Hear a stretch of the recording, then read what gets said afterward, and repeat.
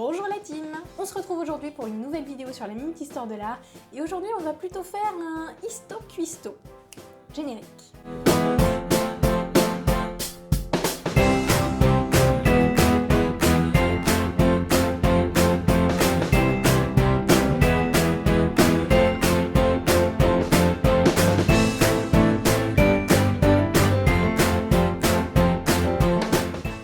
Bon, évidemment, vous l'aurez compris, on se retrouve pour la galette des rois, on est le 6 janvier. Alors, attention, dans cette vidéo, que de l'histoire et du patrimoine régional. Mais avant de parler de patrimoine régional, parlons un petit peu de l'origine de la tradition des galettes des rois. Bien que son nom évoque les rois mages, la tradition de la galette des rois date de l'Antiquité. Bon oui. Alors évidemment, c'était pas la même recette, ça n'avait pas le même goût et c'était pas vraiment le même but. En fait, je suis en train de vous dire que c'était carrément différent. Mais je vais vous expliquer pourquoi. Et je vais vous expliquer aussi d'où vient la galette frangipane et d'où vient la galette comtoise, qui est la galette qu'on va préparer aujourd'hui. Tout simplement parce qu'en fait, mes origines sont de Franche-Comté. Enfin, mes origines. Je suis née en Franche-Comté, j'y ai vécu une petite bonne partie quand même. Du coup, je me sens franc-comtoise au large. Alors, je vais donc cuisiner pendant que je vous parle de la galette des rois. Vous devez avoir une casserole. C'est une casserole, hein. De 100 g de sucre. Voilà. Vous avez besoin de 25 centilitres de lait. Alors ici, j'ai mis du lait végétal, mais la recette initiale, c'est du lait de vache. 70 g de beurre ou de margarine. La margarine, ça marche très bien, il n'y a pas de souci. Et je mets tout ça sur un feu doux jusqu'à ébullition. Revenons-en à notre petite historique des galettes des rois. C'est lors des Saturnales que les Romains partageaient un gâteau avec une fève cachée à l'intérieur. Alors évidemment, la fève ne ressemble pas à ce qu'on a aujourd'hui, c'était une graine quoi. La personne qui tombait sur cette fève obtenait ce qu'il ou elle voulait pour une journée complète. À savoir que les esclaves avaient le droit de participer, ils avaient le droit de manger ce gâteau. Une journée, ils peuvent faire ce qu'ils veulent, mais attention aux représailles qu'il peuvent y avoir le lendemain quand même. Concernant la galette des rois frangipane, celle que vous connaissez la mieux et qui est assez lourde quand on la mange, c'est Césare Frangipane qui en parle à Catherine de Médicis pour la première fois. La recette que je suis en train de vous préparer est la galette des rois comtoise. Elle n'a rien à voir avec la galette des rois frangipane. Non, elle ressemble plutôt à une pâte à choux. Mais alors elle, d'où elle vient? Du 11e siècle. Maintenant que la pâte est à ébullition, on l'enlève d'abord du feu, on met d'un coup la farine dedans et on touille.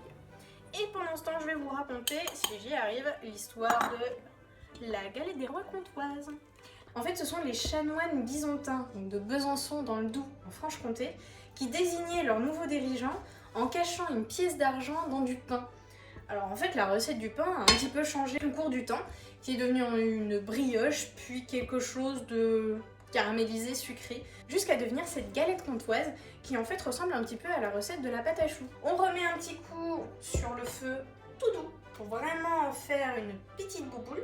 Aujourd'hui, cette galette comtoise, elle est surtout vendue en Franche-Comté, notamment dans le Doubs. Là, j'obtiens une boule qui se détache très facilement de la poêle. Oui, peut-être pas grand-chose, c'est pas pratique. Alors maintenant, on éteint et on va rajouter les œufs. Je rajoute donc 3 œufs entiers et un jaune d'œuf. Faut le touiller assez rapidement.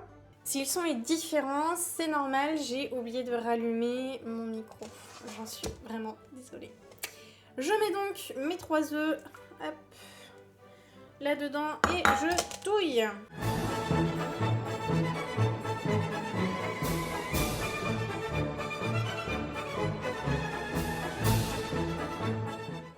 C'est à ce moment-là qu'on rajoute de la fleur d'oranger. On va pour 3 petites cuillères à café.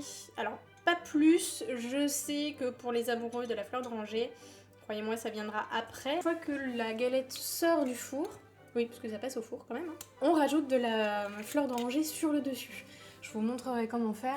Croyez-moi, pour les amoureux des fleurs d'oranger, enfin de la fleur d'oranger, il y aura assez. Voilà, vous voyez, on obtient une jolie pâte. Toute jolie. On continue à touiller, touille. Là, on est complètement dans le côté cuistot et non plus histo. Côté histo, c'était un peu plus le début de la vidéo. Maintenant, je vous montre juste comment on fait pour mettre ça au four. Et puis après, on passera à la dégustation ensemble. Je vais donc verser tout ça sur mon plateau. Je le fais de l'autre côté parce que je suis gauchère.